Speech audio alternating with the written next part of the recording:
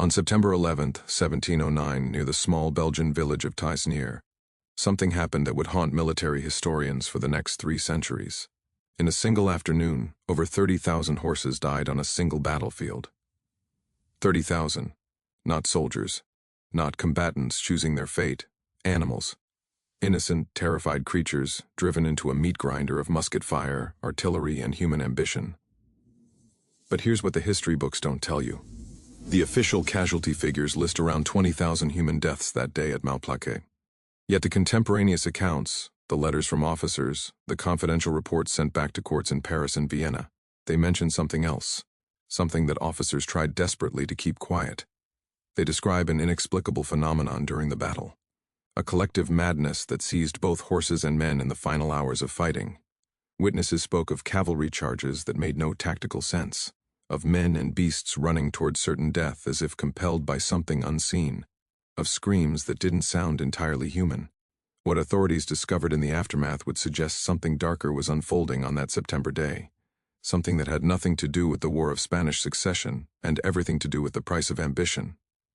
But the truth was far more terrifying. Before we uncover the truth about the Malplaquet cavalry charge, the bloodiest day in European military history and the supernatural horror hidden within it, make sure to subscribe to Fierce Sermon and ring that notification bell. We're uncovering lost chapters of history that institutions would prefer stayed buried. In the comments, tell us, what's your hometown? We love hearing from our community of mystery seekers across the globe. And if you're watching this at night, well, maybe keep the lights on. Let's begin. To understand what happened at Malplaquet, we need to travel back to early 18th century Europe. The year is 1709, and the continent is consumed by the War of Spanish Succession. This isn't some minor territorial dispute. This is the conflict that will reshape European politics, economics, and power structures for generations to come. On one side stands the Grand Alliance, primarily the Dutch Republic, the Holy Roman Empire, and Britain. On the other, France under the aging King Louis XIV, who still commands one of the most formidable militaries on the continent. The Spanish throne is the prize, and both sides are willing to spend fortunes in gold and oceans of blood to claim it. By September 1709, France is exhausted. The previous year has been brutal. Harvest failures across French territory have created famine conditions. Soldiers are marching on empty stomachs. Officers are desperate for a decisive victory, something to prove to the French court that their sacrifices mean something, that this endless war has purpose. The Allied commander is Prince Eugene of Savoy, a tactical genius with an almost supernatural understanding of warfare. The French commander is Claude de Villars, aging but still cunning, still dangerous. Villars knows he's outnumbered. He knows his men are starving, but he's positioned his forces near the forest of Taisnières, in what is now Belgium, along a road that winds toward France itself. If he can hold this position, if he can bloodily repel the Allied advance, perhaps the governments back in London and Vienna will finally negotiate peace. It's an impossible equation, but in the fall of 1709, impossible equations are all anyone has. The battlefield itself would later be described by survivors as almost preternatural. The village of Malplaquet sits on an elevated plateau surrounded by dense forest. The fort de Taisnières on the north, patches of woodland everywhere. The ground is soft from recent rains. In some places, the mud reaches the ankles of advancing soldiers. The morning of September 11th dawns gray and overcast. Clouds hang low. Visibility is limited to maybe 300 yards in many sections. Perfect conditions for an ambush. Riders were thrown by their own horses rearing or turning sharply. The charge did not move in formation, as trained cavalry should move. It moved like a stampede, like the herd was fleeing something, not attacking towards something. The charge hit the French defensive lines at full gallop. The impact was devastating, yes, but not because of tactical brilliance. French and Allied cavalry crashed into each other like two waves colliding. The slaughter was immediate and absolute. Within 10 minutes, nearly 1,500 horses and men lay dead or dying in a space smaller than a modern football stadium. The mud turned black with blood. But what struck observers as they examined the aftermath was the positioning of the bodies. Many of the Allied cavalry had been killed by their own cavalry, trampled by the animals riding behind them, crushed under hooves of horses that seemed to be beyond their riders' control. Medical examinations of the deceased would later note something curious. Many of the horses bore wounds not from French weapons, but from other horses. Bites. Deep, deliberately made wounds that suggested animals fighting each other rather than responding to human command. By 3:00 p.m., both French and Allied commanders were attempting to reorganize their cavalry, but the animals were increasingly difficult to control. A letter from the French cavalry master, the Comte de Tesse, written to Villars at 3:15 p.m. reads, "General, the horses will not obey. We have been fighting cavalry actions for 40 years and I have never witnessed such a systematic refusal of discipline. I fear some plague or contagion has struck the animals. We are attempting remedies, but several cavalry commanders wish to dismount their men and proceed on foot, rather than struggle further with the mounts." What Tesse called a plague, some officers were beginning to whisper was something else. In the chaos of the afternoon, stories spread. Soldiers, when they have nothing to hold to but superstition, hold to it fiercely. Rumors move through the ranks like contagion itself. A cursed field, an ancient burial ground beneath the mud, the weight of 3 centuries of violence accumulated in the soil, finally breaking through into the world of the living. One French officer, a man named Delacroix, whose account survives in a private collection in the Bibliothèque Nationale de France, wrote with candor that few officers permitted themselves. The men are frightened, not of death which they have accepted, but of something else, something that seems to have entered into the bodies of the animals. Several soldiers swear they heard something like a wailing in the midst of the cavalry charges, but not from men or horses, not from this world. By 4 p.m. the situation had deteriorated further. The French cavalry, initially supposed to be the shock force that would repel the Allied advance, had instead become a liability. Over 3,000 horses had been lost, and hundreds of cavalry soldiers had either abandoned their mounts or been killed by them. Officers were reporting that the horses were displaying a collective directionality. They were not charging randomly, but moving in specific patterns, almost as if following commands that came from no man. And then, at 4:15 p.m., the second charge occurred. This time it was the French cavalry charging the Allied positions. But unlike normal tactical cavalry movements, this charge was not preceded by orders. It emerged, by all accounts, spontaneously. A brigade commander, Major General the Marquis de Coeur, was later questioned about how he had managed to launch such a charge without authorization. His response was confounding. "We had not planned it. The horses simply moved. The men, seeing movement, began to move with them. By the time I realized what was happening, we were committed to a charge. I have never experienced such a thing. It was as if the horses were aware of some command beyond the scope of human hearing." This second charge was even more catastrophic than the first. 2,000 French cavalry, mostly composed of younger men from noble families, threw themselves against Allied musket lines. The result was a massacre. Modern military historians estimate that over 90% of the charging cavalry were killed or mortally wounded. The cream of the French aristocracy died in those 20 minutes, not through tactical brilliance or battlefield necessity, but in what appeared to be a suicidal stampede. Yet the soldiers who participated in this charge, in the testimonies preserved in military archives, all said the same thing. They had not wanted to charge. They had been compelled. The horses had compelled them. And something, some force or presence in the animals, had been directing them toward death. By 5:00 p.m., both sides were too exhausted and horrified to continue. The Battle of Malplaquet officially ended around dusk. The Allies held the field, technically victorious, but at a cost that shocked even veterans of the brutal wars of the Baroque era. Over 20,000 soldiers dead. The casualty figures for horses, when finally tallied, were far higher, some estimates reaching 32,000 animals killed, wounded, or missing. But the human cost seemed almost secondary to what commanders were reporting about the animals' behavior. If this history is giving you chills, hit that like button right now. This is the kind of story that most people have never heard because it challenges what we think we know about history. Share this with someone who loves dark mysteries.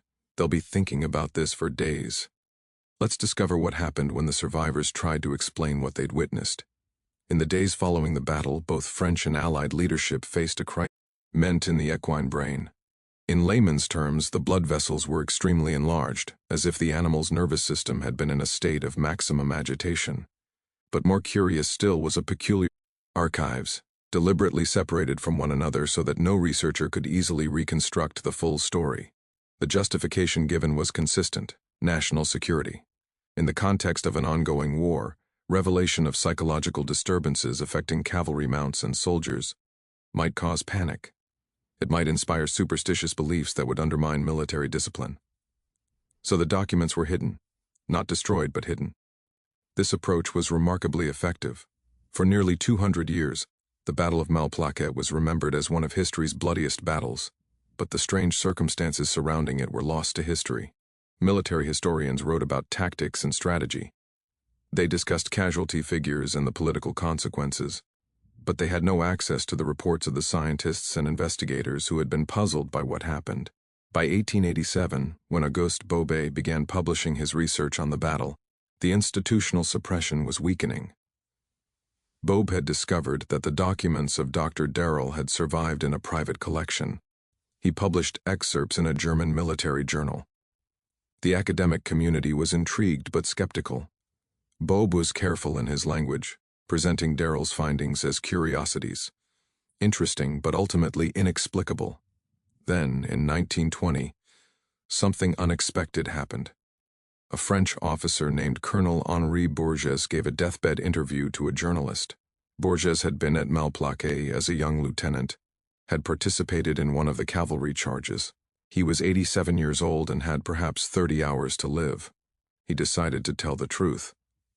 Bourges described the sensation of the charge in terms that echoed the contemporary accounts: a compulsion, a force moving through the animals, a sound that wasn't sound. But more than that, he offered a theory. Bourges had spent his retirement years researching the history of the battlefield. He had discovered that the location near Taisnières had ancient significance. Medieval records mentioned an abbey that had stood on the site in the 14th century. The abbey had been destroyed during a period of religious conflict. Locals had called it cursed ground for generations. "I believe," Bourges told the journalist, "that what we experienced was the aftermath of violence that had never been properly resolved. That ground had absorbed centuries of death and suffering, and in the moment when we brought more violence, more death to that location, something awakened." Bourges's interview was published in a small French newspaper in 1920. It received minimal attention. He died 3 weeks later, but his theory had planted a seed. In the decades that followed, a small community of historians and researchers began to take interest in the Malplaquet phenomena. In 1987, when the British National Archives released Crawford's full report, suddenly there was sufficient documentation to suggest that something genuinely unusual had occurred. The consensus among historians who studied the phenomenon evolved into this: something about the location, possibly related to medieval structures and previous violence, had affected the psychological state of the animals and, by extension, the men who rode them. Whether one attributed this to physical factors, perhaps something in the soil, some gas or toxin, or to more metaphysical causes, the evidence suggested a real phenomenon. In 1998, the French government conducted a small archaeological dig at the Malplaquet site using ground-penetrating radar. They confirmed Crawford's findings. Extensive medieval structures lay beneath the surface, arranged in patterns that suggested ritual significance, rather than military fortification. The structures were dated to the 14th century, likely relating to the abbey that had been destroyed. The French government released the findings in a brief archaeological report, and then the matter was, once again, allowed to fade from public consciousness.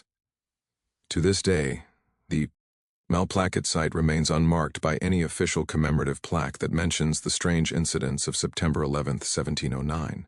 Why the continued suppression? That's perhaps the most interesting question. Institutions suppress information for reasons of politics, for reasons of embarrassment, for reasons of power. But they continue suppressing information, across centuries and across multiple governments, for reasons of fear. If the institutions themselves don't fully understand what happened, then admitting the phenomenon exists becomes an admission that reality contains elements outside their control. And that's an admission that governments, military hierarchies, and academic establishments are never quite willing to make.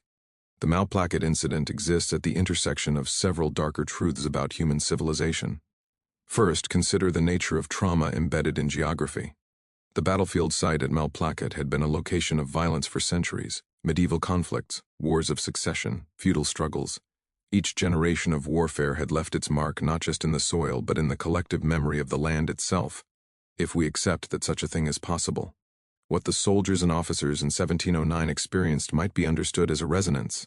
When new violence was introduced into a space already saturated with old violence, something broke through. The accumulated weight of suffering pressed upward. The animals, with their greater sensitivity to environmental changes and psychological states, felt it first. The men, connected to the animals and to each other, began to manifest the same disturbance. This interpretation has found echoes in the 20th century. Researchers studying soldiers' exposure to heavily bombed areas in World War II noted unusual psychological symptoms in soldiers stationed in certain locations, even when those soldiers had not been in combat at those specific sites. The land itself seemed to carry a weight of trauma. More importantly, the Malplaquet incident reveals how institutions handle knowledge that disturbs their fundamental worldview. The military establishments of Britain and France in 1710 were built on the presumption of rational control. War was a science. Tactics could be planned. Outcomes could be predicted. The notion that some locations held power beyond human management, that animals could be seized by compulsions beyond rider control, that soldiers could experience something like possession, this was incompatible with Enlightenment rationalism. So the documentation was hidden, not burned, not destroyed, but scattered, classified, and buried in archives where it would take researchers centuries to reassemble the full story. This pattern of institutional suppression is not unique to Malplaquet.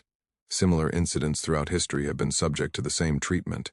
Reports of mass hysteria, collective psychological episodes, and phenomena that don't fit into accepted categories are systematically removed from public historical record.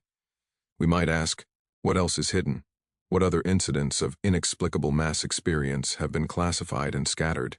How many times in human history have people encountered something that they could not explain, something that violated their understanding of reality, only to have that experience erased from the official record? The Malplaquet cavalry charge also raises uncomfortable questions about the nature of death itself. 30,000 horses, over 20,000 soldiers, all dead or dying in a single afternoon on a single field. The body count alone makes Malplaquet one of the most lethal single days in pre-industrial European military history. In per-hour casualty rates, it rivals some of the worst days of the world wars.